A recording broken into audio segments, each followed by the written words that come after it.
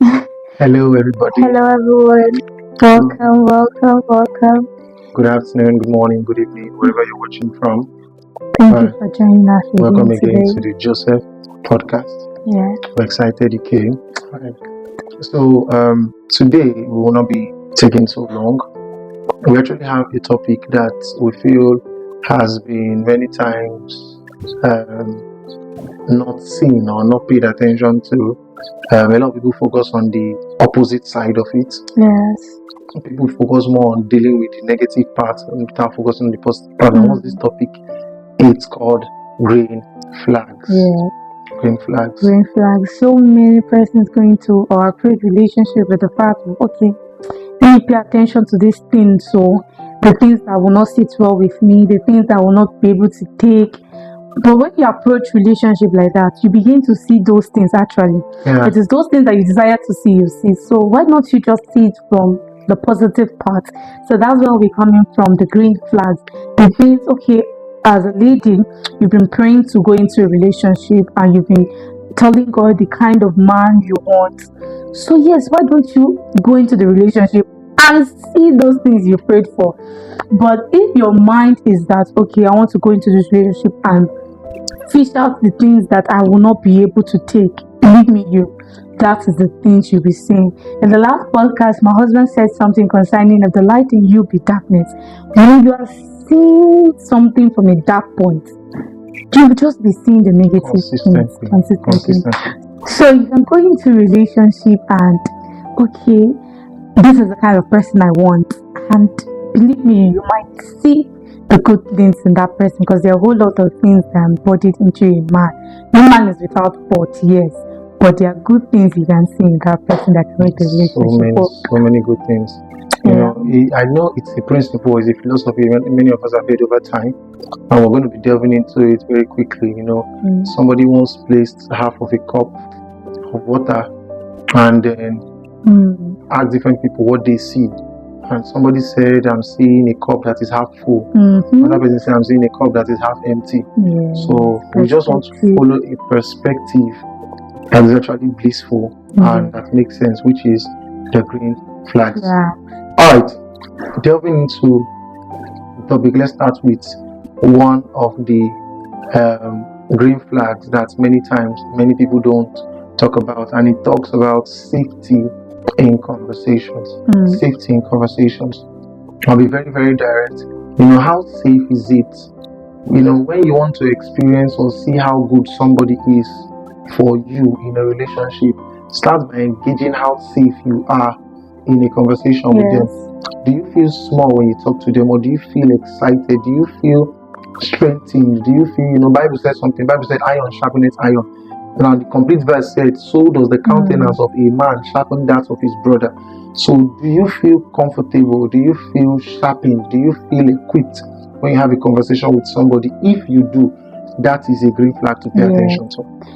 Okay, another green flag you should look out for is one which we overlook, and it's a rare mature behavior that we don't seem to notice, is apologizing without blame shifting.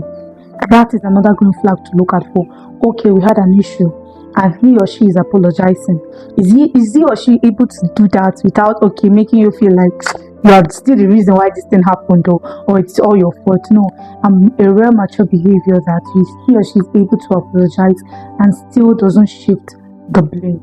That's another green flag you should look out for. All right.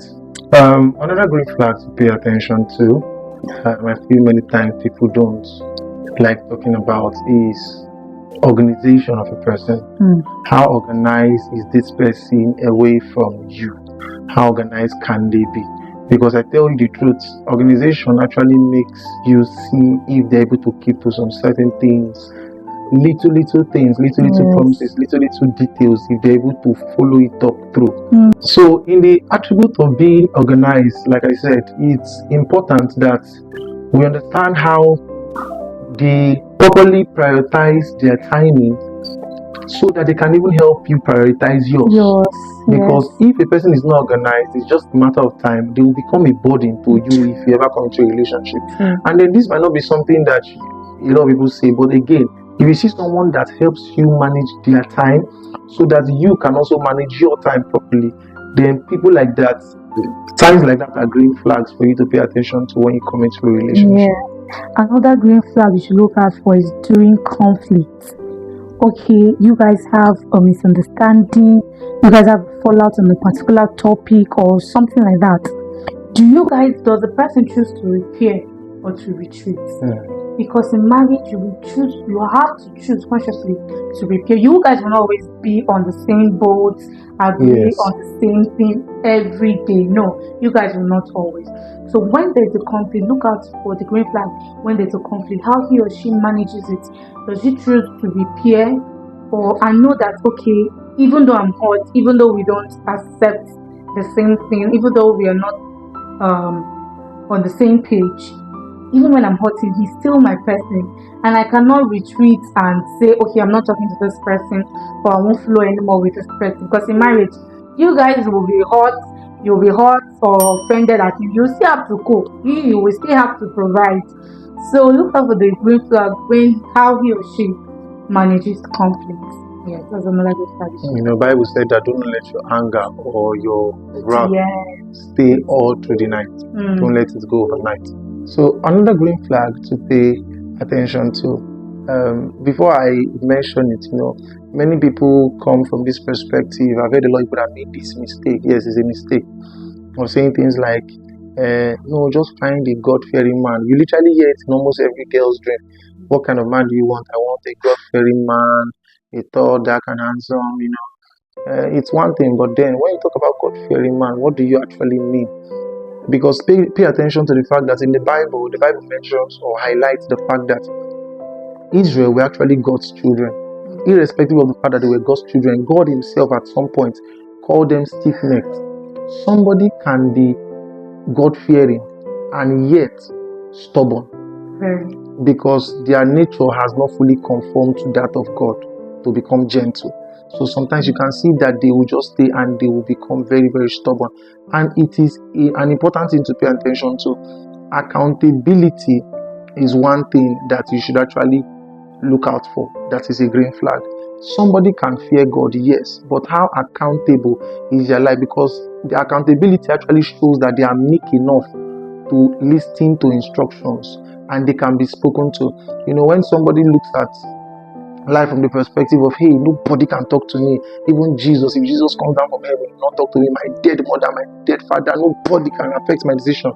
Hey, someone like that is actually not good, because someone that can actually pay attention to instruction is actually someone that is meek, that is actually humble to learn. And people like that, in the times where you as a partner would like to correct them or speak to them, they will also be humble enough to listen to you and listen well. It's important that you do not go into a lifetime commitment because you see someone has the appearance and not the nature. Not the nature. No, don't go in. Please don't be fooled. Someone can be speaking in capital tongues and yet there are still things he or she is struggling with inside. So please don't rush into a lifetime commitment because you feel, oh, this person is a Christian, he goes to church, he's a worker or a leader in church. No. But okay, so another green flag we should look at for is stability. Stability. Yes. How stable, how committed can this person be? If you are in a relationship with someone that is always changing work every 6 months and is always complaining that my boss is toxic, my colleagues they are not. It's just a matter of time. It's just a matter of time. In the marriage, 2 years into the marriage, you tell you're toxic and you can't cope and you will opt out. No, look for someone that is good with daily, because marriage is daily. Marriage is showing up daily. So look for someone that is good at showing up daily, that is able to stick to a goal, stick to something until it works, and not at the slight of discomfort or offense he opts out. So please, that's another green flag we should look at for stability. One other green flag to pay attention to is consistency. Yes. Consistency is actually very important to pay attention to. Why consistency? See, I believe a principle. Someone can actually come forcefully, a guy that is as huge as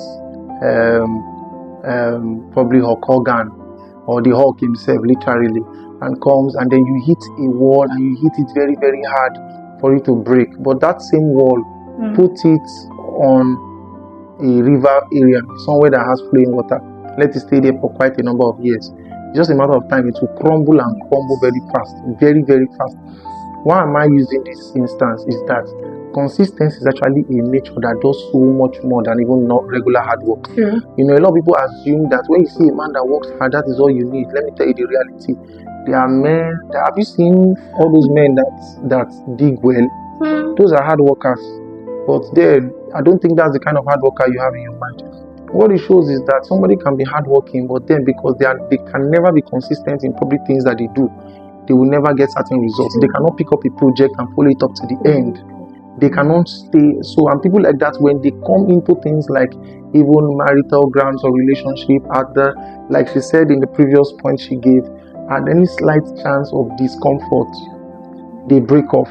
And then they are not able to be consistent as well. They cannot be consistent in their prayer life. So these are the things you should watch out for. If you see someone that is consistent in their prayer life, someone that is consistent in their discipline, the time they wake up, the time they sleep, they are consistent about how they follow up projects. They start off something, irrespective of it being profitable, they're able to follow up something from the start to the finish. That's a very good green flag. Another green flag you should look out for is when your partner is in a place where he or she doesn't get or expect uploads. Let's say in the case of your family, your opportunity to follow your partner to his or her family, where they are very free and they grew up in. When you get to that kind of environment, notice how he or she relates to the siblings, to a mother, to his or her mother, how he responds. Does he respect them? Because marrying someone that only respects those that are ahead of them is also a fault though. Know how he or she relates to those that are below him or her. So look out for the green flag, how he relates to those above or how she relates to those above and below. These are also green flags you look out for. And also because how he or she treats them will definitely show in your marriage. Because he or she can be nice to you now that you're in courtship or in a relationship, and in the long run you begin to get a lashing, or you begin to get the reaction he or she gives to those above or below when you're in marriage. That's another thing. All right, so finally, I think this is going to be our final green flag we'll be mentioning, is that, I'll come from this perspective if I mention it also. Bible was telling us, it said, be very careful. See, evil communication corrupts good manners. Yeah. Why am I highlighting this is because of the fact that when you bring 5 very good people together and there's a 6th person among them, there's every tendency that 6th person has their trait, because like birds we actually flock together. That's actually the reality. So what I mean is that when you're actually picking somebody, a green flag to pay attention to is somebody that when you come around their friend clique, they speak well of that person. Yes. They speak respectfully. They speak how they do things. Check the friends around somebody. If somebody moves around a certain friendship clique that everybody is disorganized, or a friendship clique where everybody talks anyhow, or a friendship clique where everybody acts anyhow, they are careless, there's every tendency the person has that nature. So if you come close to somebody and you're with somebody and you see that the friendship clique are people that are reputable, you only make friends with people that talk well, that dress well, that smell well, that act well, that do things well. I'm telling you, this, yes, smell well is part of it, that have all of this nature. So long as he has people that are disciplined around him, there's every tendency, even he is subject to that kind of discipline, and that's why he will look for people like himself that has that kind of nature. So these are green flags. You see someone like that, it's a good nature to keep yourself around. Yes, we have to bring this point to you because we want you to go into relationship from a different perspective and mindset.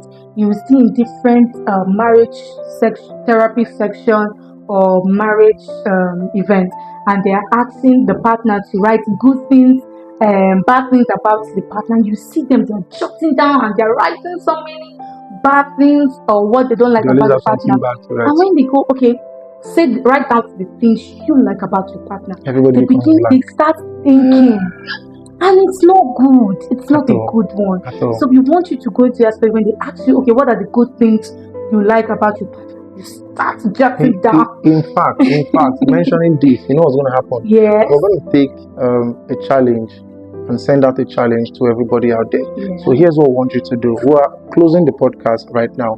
But we want to throw this challenge out there. Write out some certain things that are good about your partner. Look for some good qualities about your partner that you love, that you respect, that you value a lot about them. They write it out, send it as a text message, write it as a letter, put it in a poem or something, but ensure to give it to them. Let them see those qualities about them that actually makes you love them and care about them, that makes you see them in a positive light. And please feel free also to drop some of your own ideas and opinions in the comment section. Do well to like, do well to share, do well to subscribe. And thank you so much. Thank you for staying with us this long and far. We love you all and we do not take you for granted. Thank you so much. See you in the next podcast. See you in the next episode of the Bye.